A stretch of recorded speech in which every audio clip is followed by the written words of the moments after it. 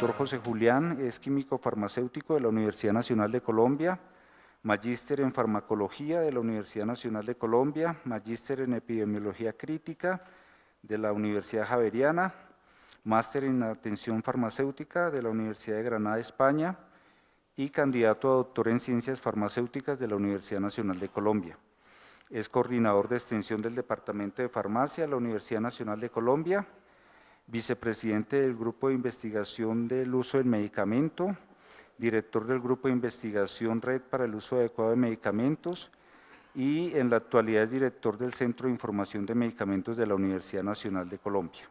Entonces, bienvenido, doctor José Julián, y agradecemos mucho su presencia.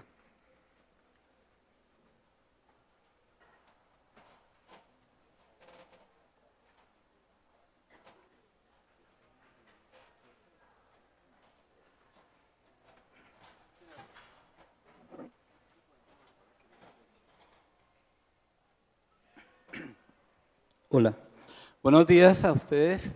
Muchas gracias al doctor Germán por la invitación y por permitirnos presentarles a ustedes el Centro de Información de Medicamentos, que este año estamos cumpliendo 20 años de inaugurado, que fue apoyado por la Organización Panamericana de la Salud. Saludamos a la doctora Ángela Zambrano, quien está representando a la OPS acá en Colombia, y con apoyo también del entonces Ministerio de Salud.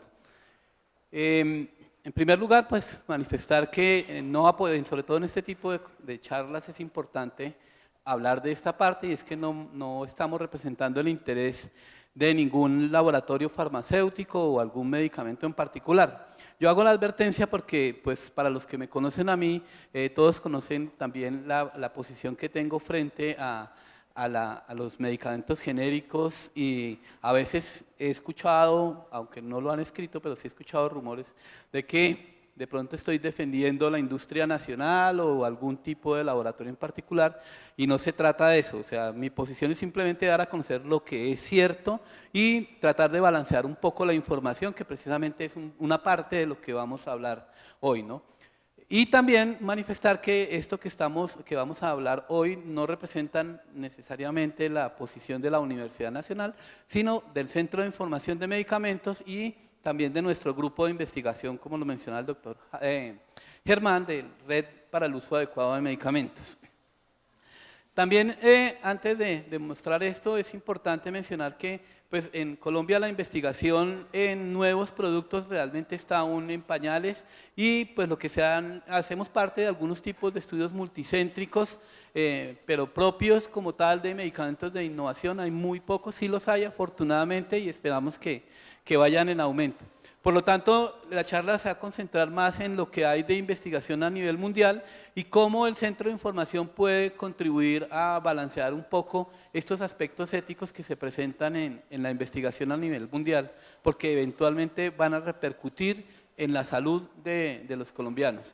Entonces vamos a hablar primero de qué son los centros de información de medicamentos. Esto es algo que lleva una iniciativa también de la Organización Panamericana de la Salud, que lleva ya muchos años, desde el 94 tal vez, o antes de eso, desde el 90 fue, y que pues se ha venido extendiendo a todo el mundo. En Latinoamérica logramos ensamblar una red de centros de información y ya llevamos funcionando 6 años con muy buenos resultados. Entonces vamos a ver qué son los famosos centros de información y qué lo diferencian de Google Buscador o de cualquier otro tipo de institución donde se elabora información de medicamentos. No somos tampoco un call center. ¿Cuáles son los objetivos de los centros de información? ¿Cómo funcionan esos centros de información? Para finalmente llegar a ver qué tiene que ver la información con la ética. Inicialmente hablaremos un poquito de lo que era la ética principalista para caer en lo que es la bioética y por qué pues se está hablando hoy de bioética y no de ética como tal. Y precisamente cuál es nuestro papel en esa nueva visión de la bioética latinoamericana. Bueno, entonces en primer lugar hay algo que de pronto se nos ha olvidado a todos los profesionales de la salud, y es que lo que nos une a todas estas profesiones de la salud es que tenemos como objetivo principal la prevención de la salud y la promoción. prevención de la enfermedad, perdón, y la promoción de la salud. Esto es bien importante porque realmente hoy en día el tema de la salud se ha convertido en algo antagónico a precisamente lo que estamos viendo. Cuando se habla de que se están cerrando hospitales, se dice, uy, está en crisis la salud. Cuando no hay medicamentos se dice, está en crisis la salud. Sí, y resulta pues, que los que van a los hospitales o los que toman medicamentos no son personas que están sanas. Entonces somos profesionales de la enfermedad porque pues precisamente eso es lo que se ha promovido. Entonces quería comenzar con esta diapositiva para decir, si nosotros queremos llamarnos profesionales de la salud, tenemos que cumplir estos dos papeles, la promoción de la salud, que en el caso del químico farmacéutico y en el caso del centro de información, nosotros que queremos es decir, hey, hay una tendencia actual que es la medicalización de la vida, convertir cualquier problema social en un problema de salud que es susceptible de ser tratado con medicamentos. Entonces estamos tratando de evitar esta medicalización de la vida a través de la automedicación. La automedicación es necesaria, sí señor, pero hay que tener algunas características que no es el tema de hoy, pero pues que nosotros estamos trabajando también desde ese punto de vista. Lo otro es la prevención de la enfermedad. Entonces obviamente, pues si la persona ya está tomando medicamentos, pues lo que tenemos que hacer es que los utilice adecuadamente para que la enfermedad no progrese o retardar un poco la llegada de la muerte, inevitable, eso sí, y mantener una calidad de vida, eso sí, también de las personas que consumen medicamentos. También hoy en día se ha utilizado mucho el término off-label para decir que algunos medicamentos se están utilizando en indicaciones que no han sido estudiadas adecuadamente, que no están autorizadas por las entidades regulatorias del país, y esto puede traer necesariamente problemas de salud a personas que realmente están muy vulnerables en cuanto a la información. Realmente estos usos off-label nunca se le informa al paciente y sencillamente se asume que ese medicamento le va a servir y como tal él y su familia pueden o lo van a recibir sin problema. Yo quiero, al final de la charla, les voy a mostrar algunos ejemplos, alguna literatura para que pues, podamos entender mejor eso y pues darnos cuenta de que esto realmente es cierto, o sea, no es algo que haya salido de la chistera de un mago. ¿Qué son los centros de información? Son unidades funcionales estructuradas y formalmente establecidas. Es importante aquí anotar que pues anteriormente y aún el manual de la OPS pues ya se quedó un poco corto porque en esa época las tecnologías de información y comunicación no estaban al mismo nivel actual y por lo tanto entonces todavía incluso se habla de espacios de tantos metros y de tantos escritorios y anaqueles. Y hoy en día pues todos sabemos que la virtualidad nos ha permitido reducir espacios y agrandar distancias o acortar distancias, perdón, y eso pues ha cambiado un poco el concepto de, al menos en lo que es la parte locativa y de infraestructura de lo que es un centro de información de medicamentos. Lo que sí no cambia es que deben tener estos centros de información de medicamentos fuentes de información primaria, que no necesariamente tienen que estar en físico, pues todos sabemos ya que muy pocas están en medios físicos, fuentes de información secundaria y finalmente la terciaria, que cada vez se utilizan menos dado el avance y el progreso que hay en los temas de salud.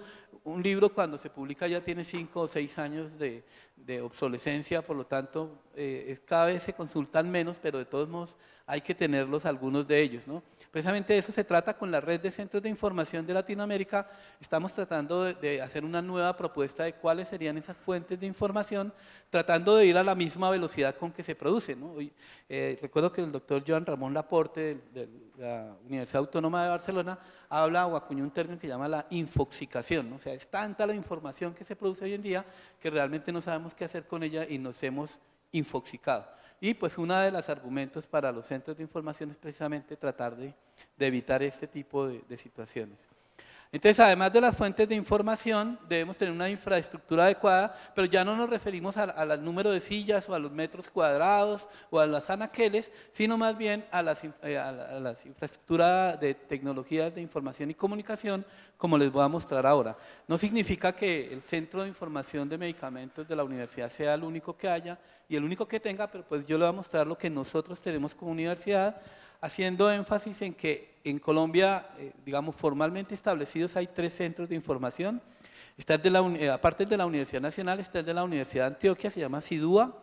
Hay uno nuevo también de la Universidad de Antioquia, que se llama CIEMTO, que es de medicamentos, pero tiene más énfasis en los aspectos toxicológicos. Y está también el de la Universidad del Atlántico, no recuerdo en este momento el acrónimo, pero ellos aún no tienen página web, tienen algo de funcionamiento, pero digamos que la Universidad del Atlántico reconoce este centro como centro de información y pertenece a la red de centros de Latinoamérica. Y obviamente aquí lo más importante es que haya un personal capacitado y adecuadamente entrenado, porque ofrecer información de medicamentos, ese es precisamente el asunto de que no cualquiera lo puede hacer y tenemos que buscar adecuadamente eso. ¿Por qué? Precisamente en esta diapositiva vemos que la información que se tiene que brindar a todos los usuarios de medicamentos, yo acá tal vez me he quedado corto porque hablé solamente de los pacientes, el personal de salud, que seríamos todos los profesionales, y las autoridades sanitarias, en este caso nosotros hemos colaborado con el INVIMA, con el Ministerio de Salud, ya les mostraré algunas de las cosas que hemos hecho, pero también en el caso de la judicialización de la salud, hemos participado en la resolución de algunas tutelas y algunos juicios que se han presentado por acceso a medicamentos, ¿no? Entonces, realmente todo lo que tenga que ver con medicamentos, pues la idea es realizar ese tipo de información, pero ¿qué características tiene que tener esa información para que sea diferente a las demás y no a la que encontremos en cualquier otro sitio, ¿no? Primero que debe ser balanceada, confiable, apropiada, comparativa y contextualizada. No voy a detenerme a explicar qué significa esto, pero sí, digamos que el objetivo final es que la persona tenga una información que le permita llegar a tomar una decisión para que use adecuadamente los medicamentos en cualquier nivel. Ese término de uso racional del medicamento, que lo tengo acá como URM, pues es algo que también se ha trillado mucho, también la OMS tiene una definición de lo que es, pero muchas veces nos centramos en la definición y se nos olvida qué es, ¿no? Y a veces el problema, incluso el problema ético está en esa parte. Recuerdo una gestante de 3 meses que acude al servicio por un paludismo cerebral causado por Plasmodium falciparum y tiene el medicamento que está indicado para ese caso es la pirimetamina con sulfadoxina, pero es categoría X de la FDA en el embarazo. Esa decisión la debe conocer tanto la gestante como la familia, como el médico, que obviamente la conoce, pero precisamente el balanceo está en que ella pueda, con base en eso, en esa información, tomar la decisión, porque finalmente la única que puede tomar esa decisión es la gestante en este caso, ¿no? Entonces, por eso es tan importante la información y vemos que hoy en día esto es muy manipulable. De hecho, uno de los poderes que hoy se habla, iba a decir el quinto poder, pero no sé cuáles son los otros 4, es la información, ¿no? ¿Cómo funciona un centro de información de medicamentos? Pues nosotros utilizamos todo el acervo bibliográfico que tiene la División de Bibliotecas de la Universidad Nacional. Tenemos bases de datos, tenemos artículos o revistas originales que nos brindan y pues cualquier cosa que de pronto artículos que nosotros no tengamos o que acceso a través del préstamo interbibliotecario u otros convenios que tiene la universidad, nosotros podemos acceder a ese tipo de información. Entonces tenemos todo el acceso a acervo bibliográfico, de la Universidad Nacional de Colombia. La Organización Panamericana de la Salud también tiene su biblioteca, una biblioteca virtual en salud, a la cual también tiene acceso gratuito y pues es otra fuente de la cual nosotros nos nutrimos para conseguir información.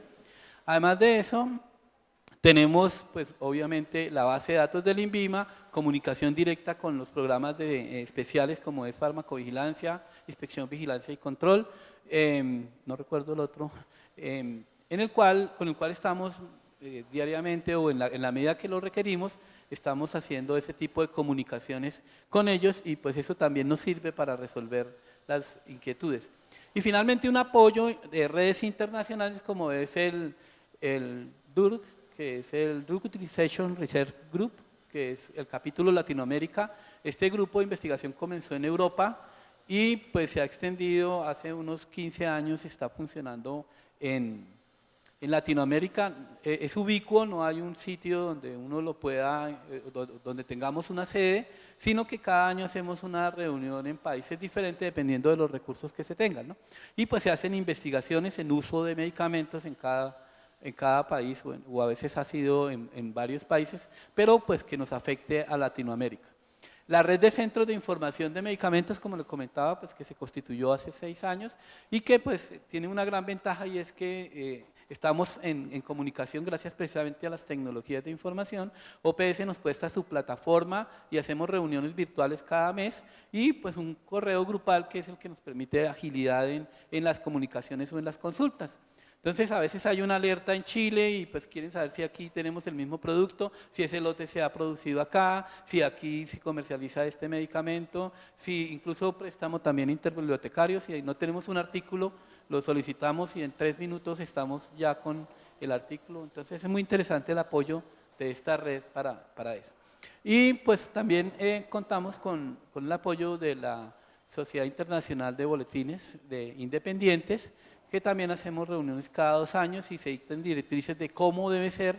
Sobre todo en los 2 últimos años que nos hemos reunido, se ha hecho mucho énfasis en los conflictos de intereses de las personas que producen información. Entonces, eso debe ser claro, debe ser transparente, precisamente para evitar algún tipo de sesgos en la información que se produce. También entonces hemos desarrollado nosotros un buscador especializado. Estos son los muchachos de pregrado y de posgrado que son inquietos con los computadores, y entonces han desarrollado un motor de búsqueda utilizando la tecnología Google para solamente direccionarnos a boletines independientes. Entonces esto pues nos da el balanceo de la información. Entonces una cosa, y es lo que quiero mostrarle más adelante, es lo que se publica en determinado lado, pero hay otro tipo de literatura que no está a disposición de todo el mundo, no porque toque pagarla o porque esté escondida, sino simplemente porque no la conocemos. Y entonces el balanceo está en esta parte precisamente. Obviamente que con las entidades como OPS y con el INVIMA pues tenemos, pero no es una visión global. O sea, la visión global de toda la información nos dan estos buscadores especializados que nos permiten, vuelvo y repito, husmear en los diferentes boletines internacionales que pertenecen a la ISDB, y pues de esa manera estamos neutralizando un poco la avalancha del otro lado de la información. Entonces, el objetivo de los centros de información del medicamento es que los medicamentos se usen adecuadamente. Nosotros hemos tratado de cambiar el término racional por adecuado, porque pues cuando uno lo usa racional sonaría como irracional y eso suena feo, ¿no? Entonces hemos tratado, primero por eso, y segundo porque se ha vuelto muy trillado, se ha vuelto un cliché, ¿sí? Todo el mundo habla del uso racional y pues la verdad esto implica muchísimas cosas, ¿no? Yo he tratado de sintetizar ese uso racional diciendo cuando un paciente necesite un medicamento, hay que darlo. ¿Sí? Eso es uso racional, ¿no? A veces el medicamento le va a producir una serie de eventos adversos, pero si el balance riesgo-beneficio es adecuado, si la persona está de acuerdo con ese tratamiento, pues no importa cuánto valga, no importa cuántas reacciones adversas le pueda producir, pues hay que darlo. Pero el problema que tenemos actualmente es ese, o sea, es que estamos utilizando muchos medicamentos cuando no se necesitan, ¿no? Solamente por adelantarme un poco, el caso del síndrome de talla baja, ¿no? O sea, yo no sé desde cuándo la talla baja se convirtió en una enfermedad y está con código CIE-10, y la cantidad de dinero que nosotros gastamos en somatotropina para hacer crecer a los chinos 5 centímetros es impresionante. Y eso es lo que está acabando con el sistema de salud. Nosotros creemos que salud es ser un poquito más alto que los demás. Nosotros creemos que salud es no tener arrugas o no tener canas. Nosotros creemos que salud es estar como una sílfide. Y gastamos toneladas de plata, de dinero y sobre todo nuestro esfuerzo intelectual tratando de esos que se llaman medicamentos para estilo de vida. Es decir, que queremos llevar un estilo de vida saludable utilizando medicamentos como las estatinas, ¿no? Falta que nos vendan ahora los paqueticos de chicharrón con lovastatina para que no se nos vaya a subir el colesterol, ¿no? Pero yo creo que allá vamos a llegar, ¿no? Ya hay algunos ejemplos. Entonces eso es uso racional del medicamento. Si la persona lo necesita, pues hay que darlo, ¿vale? Pero si no lo necesita, ¿sí? Hay más de 200 registros sanitarios en Colombia de vitamina C, con registro sanitario como medicamento. Entonces uno dice, ¿será que hay tanto escorbuto en Colombia? Porque yo la única indicación que conozco para la vitamina C es eso. Lo demás es basura. Y eso es lo que queremos nosotros desde el Centro de Información de Medicamentos tratar de hacer, ¿no? La promoción del uso racional del medicamento. Ahora, ¿cómo lo hacemos? Lo hacemos a través de una información activa que es básicamente nosotros vamos a generar esa información, la vamos a publicar y la vamos a difundir. O también lo podemos hacer a través de la información pasiva, que son las consultas que nos llegan, ya sea del público en general, ya sea de los ministerios, ya sea de los abogados, ya sea de los mismos pacientes, profesionales de salud. Entonces nosotros resolvemos esas dudas y lo vamos a difundir a través de correo electrónico, a través de nuestra página web, más adelante la muestro. La microfoto que tengo ahí es de la anterior base de datos de la página web. A través de blog, también contamos con un blog para eso, de la telefonía celular. A través de las redes sociales tenemos un Facebook, tenemos Twitter. Esto sí se puede uno inscribir y estar actualizado en cada una de las cosas que se produce. Tenemos un programa de radio desde la Universidad Nacional, se llama Desde la Botica, donde semanalmente los jueves a las 9 tal vez, a las 6 tal vez, no recuerdo bien en este momento el horario, se está emitiendo un programa semanal que tiene que ver con esto del uso adecuado de los medicamentos. Y finalmente una base de datos que por la mayoría de los centros de información, yo diría que el 99.9 de los centros de información, con algunas excepciones, conozco el de Costa Rica, por ejemplo, el resto tenemos unos problemas de sostenibilidad económica gravísimas y eso hace que pues, no podamos llegar a eso. Entonces nuestra base de datos la hemos hecho con las uñas, el apoyo de la universidad ha sido, le prestamos a ustedes el sitio donde colgarla y nos ha dado la facilidad, eso es una gran ayuda, pero el desarrollo informático pues, nos ha tocado con tesis de acá, con tesis de allá, entonces está bien en este momento, pero es susceptible de mejoría. Nosotros quisiéramos que esta base de datos fuera para que todo el mundo pudiera acceder y bajo ciertas restricciones pudiera consultar algunas cosas. Pero pues esto requiere una inyección importante de dinero para modificarlo. Entonces, en este momento la base de datos que tenemos solamente es accesible a la parte de la Universidad Nacional, o sea, los profesores y los estudiantes que están rotando por ahí tienen acceso para subir las preguntas, modificarlas, esto y tal vez. Y para de contar. Quisiéramos que, vuelvo y repito, que las personas tuvieran, porque en este momento ya vamos en 1.200 preguntas que se han resuelto y seguramente alguien tendrá necesidad de esa información. Entonces, para no estar repitiendo las mismas cosas, podríamos hacerlo, pero en este momento, vuelvo y repito, no tenemos el desarrollo tecnológico para poder masificarla. Pues bueno, esa era la forma como funciona, obviamente que hay una parte interna de cómo se recibe, de cuándo se busca, pero pues no es no tendríamos tiempo para hablar del resto, no sé si es una charla aparte. Pero estructuralmente eso es un centro de información y esta es nuestra página actual, nuestra página web actual, como ven pues tiene un dominio de la Universidad Nacional, lo cual nos da... ya, bueno es www.simun.unal.edu.co. Tranquilo, www.simun, que es Centro de Información Medicamentos Universidad Nacional, simun.unal.edu.co. Igual uno desde Google le da Simun y generalmente si está uno en Colombia es lo primero que le manda. Si está en otro país y de pronto lo manda a otro lado o le corrige y lo manda a otro lado.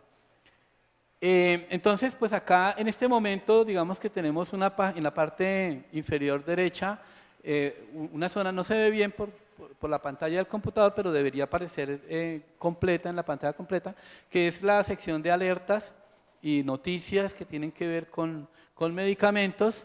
Tenemos una parte central donde está esta sección no es fija, sino que va cambiando. Estamos trabajando precisamente en la nueva página que va a tener una parte rotativa, o sea que no queda fija, sino que está cambiando, precisamente para que sea más dinámica. Actualmente pues tenemos esta parte de los genéricos porque a raíz de una ley que propuso un senador, un representante de la Cámara, el representante Padawi, donde intentó prohibir el uso de genéricos o del suministro de genéricos en el sistema de salud, estaba absolutamente fuera de todo. Entonces pues la gente, digamos que él hizo el mal, ¿vale? Volvió a generar la duda en toda la población de que si realmente los genéricos son buenos o son malos.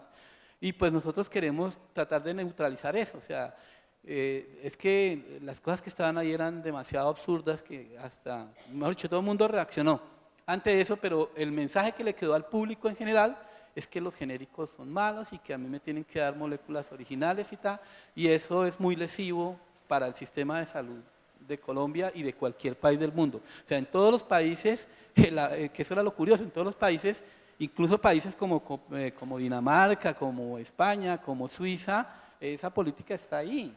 O sea, no es algo que se haya inventado Colombia, pero acá queríamos hacer lo contrario. Entonces, por eso estamos tratando de hacer una campaña para tratar de neutralizar esto que nos pasó, ¿no? Y en este momento una base de datos nueva que nos llegó sobre reacciones adversas a medicamentos. Está muy bien documentada, está con cifras de frecuencia, de morbilidad, mortalidad, así que es muy interesante. No está para todos los medicamentos, pero sí para una buena mayoría de los que nosotros tenemos. Entonces esta es nuestra página web, más adelante mostraré algunas de las cosas que hemos hecho. Por ahora entonces entraríamos a lo que sería la parte de la relación de los centros de información con la bioética. Entonces, ¿de dónde sale todo esto? O sea, ¿por qué no ética y sí bioética? Pues porque digamos que la sociedad actual ha introducido cambios en los sistemas de salud. O sea, la política neoliberal que se ha venido manejando desde unos años, las reformas en los sistemas de salud, no solamente fue en Colombia, sino fue a nivel Latinoamérica, presionados por la deuda internacional que teníamos con estos organismos de financiación, que obligaron a que cambiáramos los modelos, los sistemas de salud, para que pudiéramos entrar acá el capital financiero, ese famoso complejo médico industrial, que es el que más ha presionado para que se consuma elementos requeridos para, en teoría, mantener la salud, ¿no?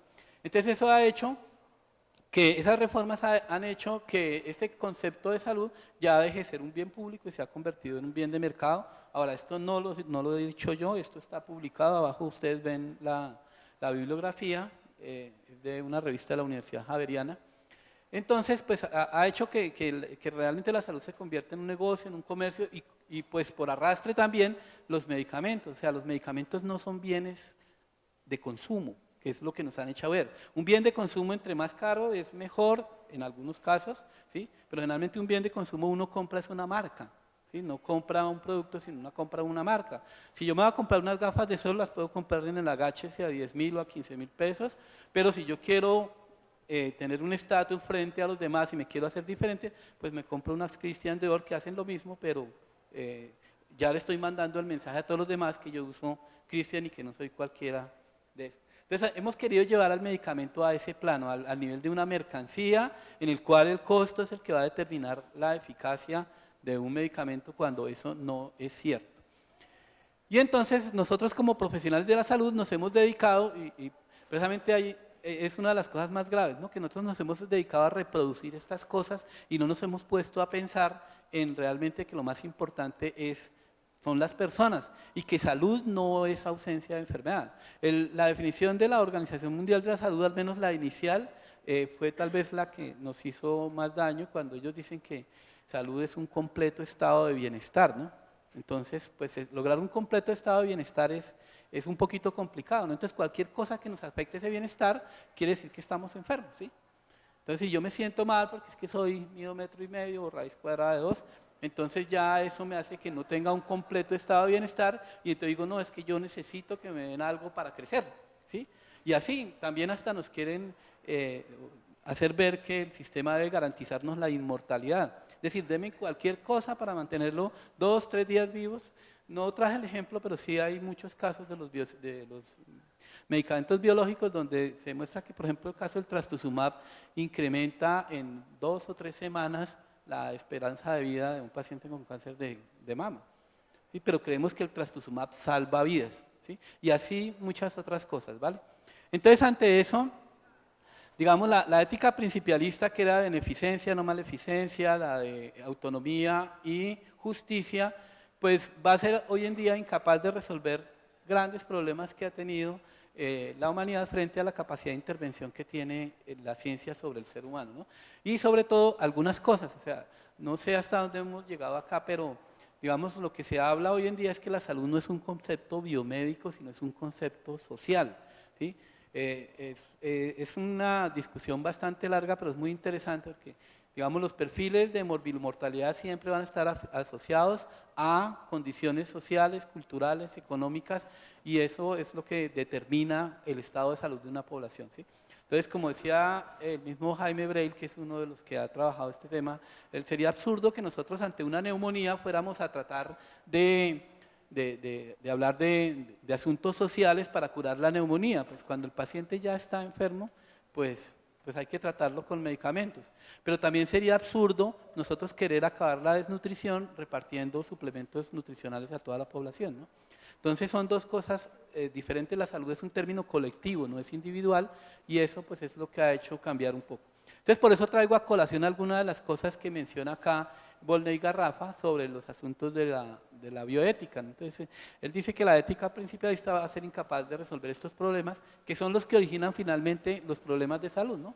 Y dentro de ellos pues yo he subrayado acá o he resaltado en rojo dos que tienen que ver con las funciones que tienen los centros de información, ¿no? Entonces, una cosa es la manipulación de la información y la otra es la inaccesibilidad de la conquista del desarrollo científico y tecnológico, caso Imatinib, ¿vale? Que también vamos a mencionar ahora más adelantico un poco de ello, ¿no?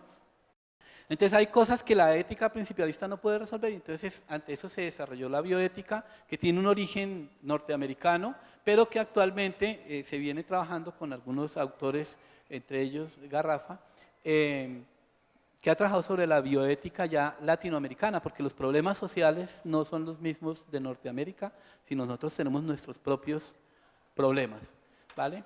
Entonces, como les comentaba, esta bioética viene para resolver estos problemas que no se pueden resolver con la ética principalista. Seguramente en otras conversaciones, en otras charlas de hoy les van a hablar más al respecto. De hecho, vi una que tiene que ver con la fertilidad y esas cosas. Entonces, es al inicio de la vida, las intervenciones que hacen al inicio de la vida, por ejemplo, esto de fertilización, durante la vida, como lo que les estoy comentando a ustedes de los medicamentos para el estilo de vida, la toxina botulínica para las arrugas, por ejemplo, y la finalización de la vida, que tiene que ver con la eutanasia. Entonces, a todo nivel está involucrado esto, ¿no? También pues ha habido una transformación social hoy en día, y es el gran protagonismo del médico en esas decisiones terapéuticas. Yo estoy con mis chicos en un hospital acá rotando, y es increíble ver esas cosas, ¿no? O sea, uno detecta errores, detecta interacciones, detecta malas prescripciones, y se lo hace saber al médico y pues no, así es porque así lo digo yo, y pasan cosas y a uno como que le da tristeza, a ver, pero yo qué puedo hacer aquí. O sea, yo estoy haciendo, estoy detectando, y pues incluso han llegado a decir, mire, haga lo que usted quiera, y si le pasa algo al paciente es culpa suya. Hey, pero el médico es usted. O sea, yo estoy asesorándolo, ¿no? Yo no estoy haciendo otra cosa diferente a eso. Entonces, eso es muy frecuente ver en todos los hospitales de esa supremacía. Yo no tengo nada en contra de la profesión médica, y vuelvo y repito, esto no lo he dicho yo, esto está en el artículo que vieron en el caso anterior, ¿no? Lo que sí yo he visto, pero es anecdótico, es que en los hospitales donde uno va, es eso, las decisiones terapéuticas están en manos del médico y nadie más puede intervenir sobre eso. Y estoy hablando en términos generales, no en algo en particular. Garrafa propone la famosa bioética de las 4P, que es protección de vulnerables, prevención de la enfermedad, precaución frente a los posibles daños indeseables y la prudencia frente a cuestiones desconocidas. Nosotros hemos tomado esto como nuestros principios éticos, y es lo que tratamos de hacer desde el Centro de Información de Medicamentos, ¿no?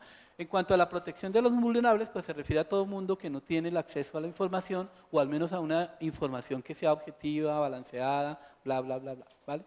Las investigaciones para enfermedades tropicales, nosotros acá investigamos todos los días, podría decir yo que sale una nueva estatina, un nuevo prazol o un nuevo IECA, pero si ustedes van a ver cuál es el armamento terapéutico para tripanosomiasis, para paludismo, para chagas, para estas parasitosis tropicales, pues no hay, porque es que eso solo afecta a los pobres, y los pobres no tienen cómo pagar la investigación.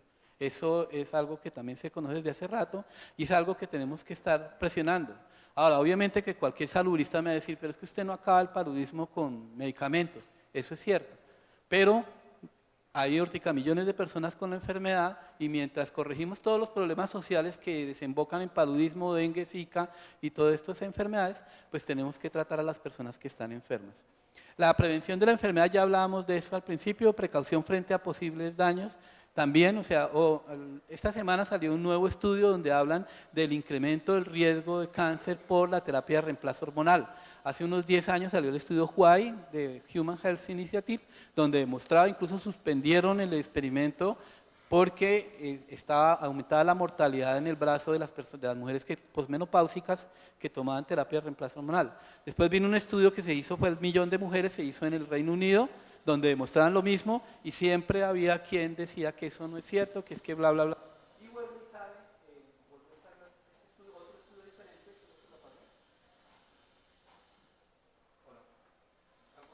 Hola, hola, allá. Otro estudio diferente que demuestra exactamente lo mismo, ¿vale? Entonces eso hay que darlo a conocer y eso es lo que intentamos hacer, ¿no?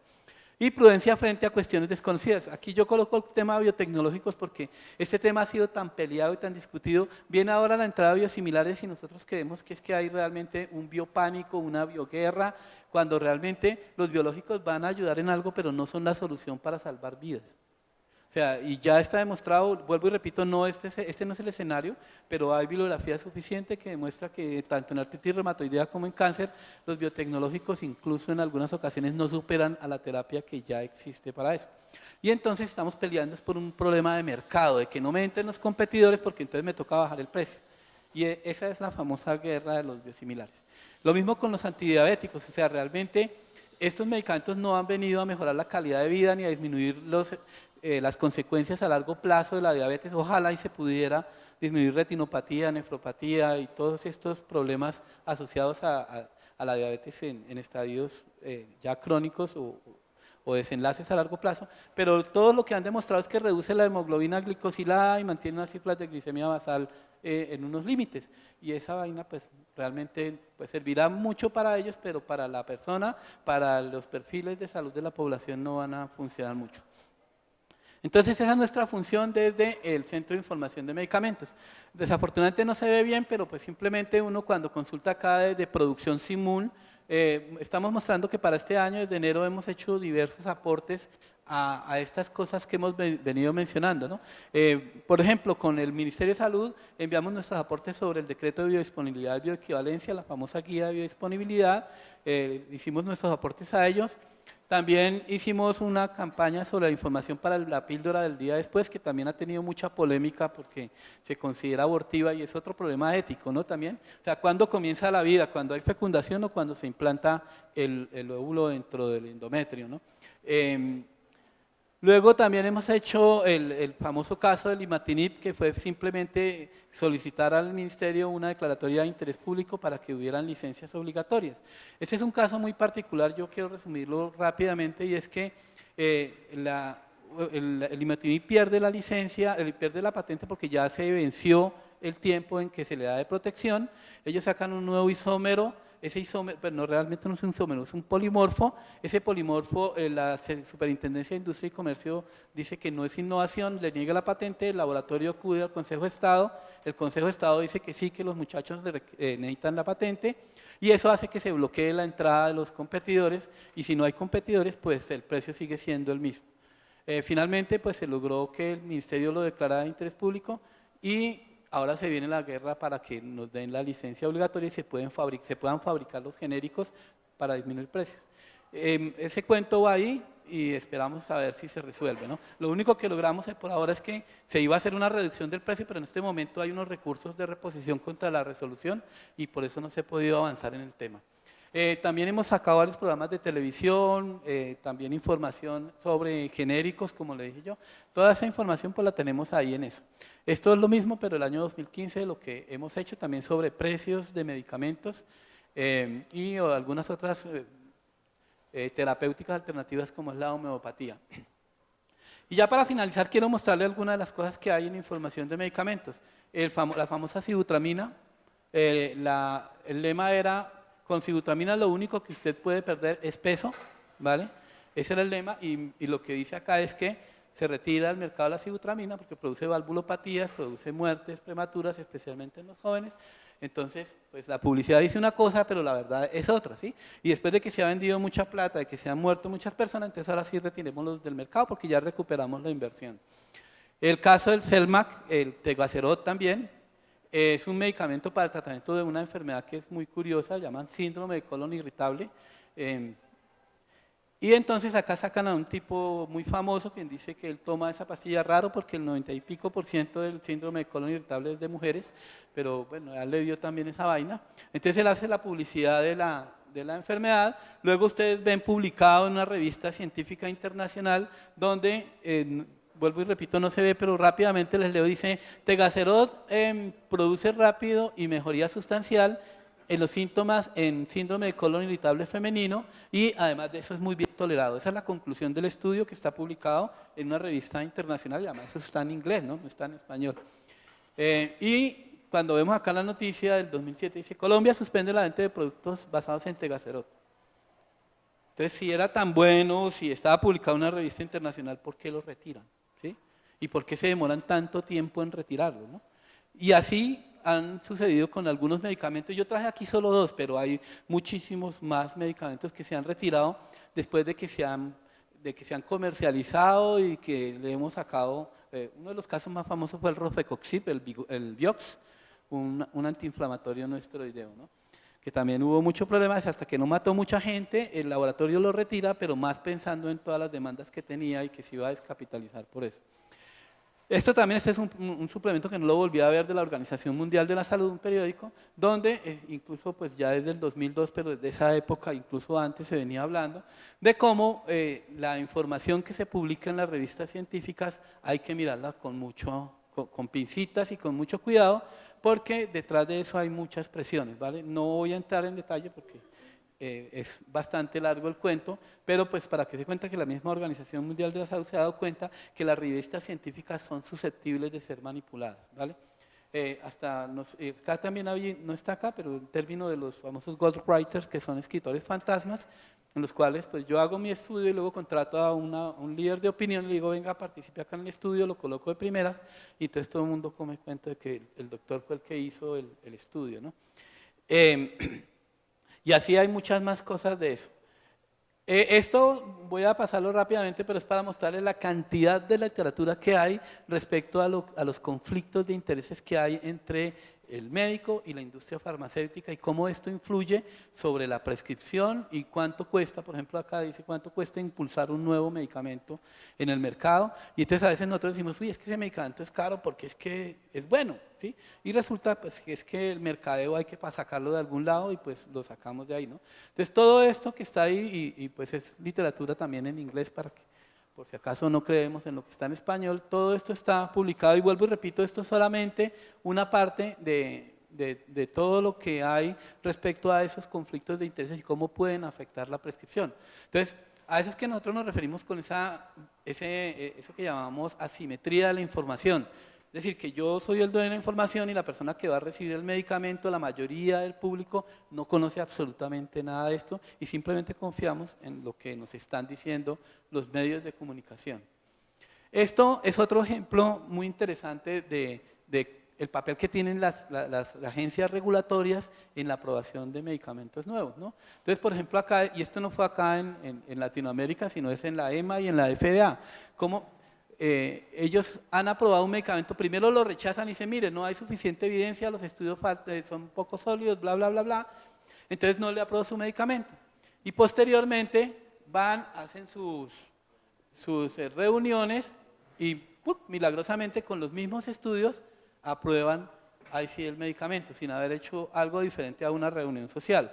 Eso pasó con flibanserina el año pasado, el famoso Viagra femenino, ¿sí? O sea, se presentaron un estudio, la FDA dijo, no, esa vaina no está demostrando nada, ese medicamento no sirve, su balance de riesgo-beneficio es pobre, no se lo apruebo.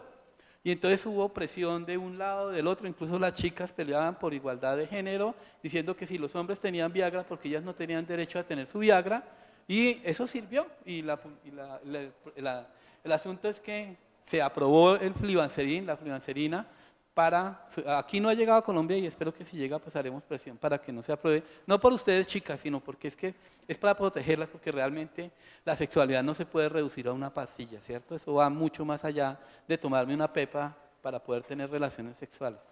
Y otro que está muy pequeñito aquí en la parte inferior derecha, que es sobre también lo referente a la investigación en VIH, ¿no? O sea, el caso del uso, cómo investigaron, cómo se dieron cuenta que la combinación de entricitabina con fosartanib servía para prevenir el contagio del VIH. O sea, tuvieron que haber cogido un grupo al cual yo le administro el medicamento y a otro le doy el placebo y luego los expongo al riesgo a ver quién se contagia más, ¿vale?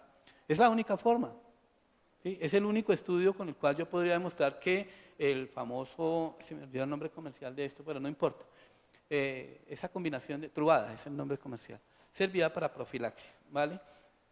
Entonces, en principio, esto eran algunas de las cosas que yo quería mostrarles, como esa información que hay, que puede estar publicada en las revistas más prestigiosas, BMJ, New England Journal of Medicine, el British Medical Journal, cualquiera de ellos es susceptible de estar contaminada y tenemos que mirarla con calma. No quiere decir que todo lo que esté ahí es malo, tampoco vayan a caer en el nihilismo terapéutico que yo a veces tengo, sino que hay que mirarla con cuidado y hay que buscar otras fuentes de información. Y eso es lo que hace el Centro de Información de Medicamentos, tratar de balancearlo y de ponerlo en contexto para alguien en particular. Muchas gracias, profesor.